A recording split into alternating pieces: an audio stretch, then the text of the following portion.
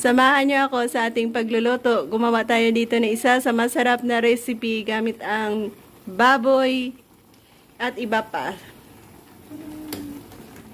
Sarap ulam. So yan, matapos natin kaninang pakuluan, hugas-kulo, ayan, naglagay na naman tayo ng madaming tubig para ilaga ang ating baboy. Next na ilagay natin ay ang langka. Ayan, nilagang langka with baboy. Plus, cover and hayaan nating lumambot ang langka. Mag-add tayo dyan ng sigarilyas at sitaw. Isa namang masarap na recipe gamit ang ating sitaw, sigarilyas, langka at baboy. Isa yan sa mga sangkap nating i-add on.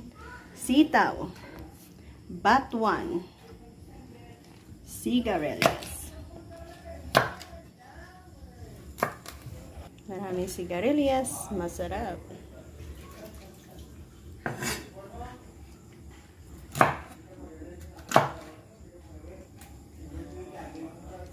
Mga sangkap na ating harvest sa ating maliit na garden. Ang sigarilyas at sitaw.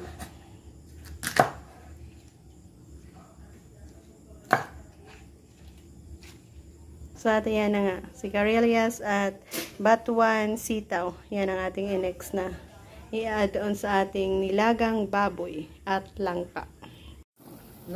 Yan. Napalambot na natin ang langka. Next na i-add natin. Pampaasim yan dito sa Iloilo.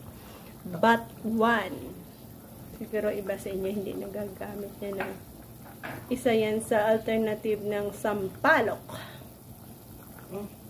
Next, ilagay natin ang maraming sigarilyas. Isa sa paborito nating gulay. Sa kahit anong sabaw pwedeng malagay. And sitaw. Mga garden product natin yan.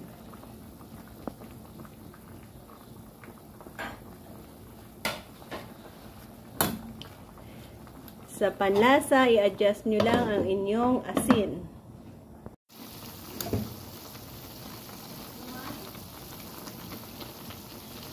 So, yan, dito na ako mag-e-end, guys. Thank you again for joining me. Nagkaroon tayo ng isa sa masarap na recipe gamit ang ating langka, baboy, sigarilyas, at sitaw. Bye-bye, God bless, and salamat ulit.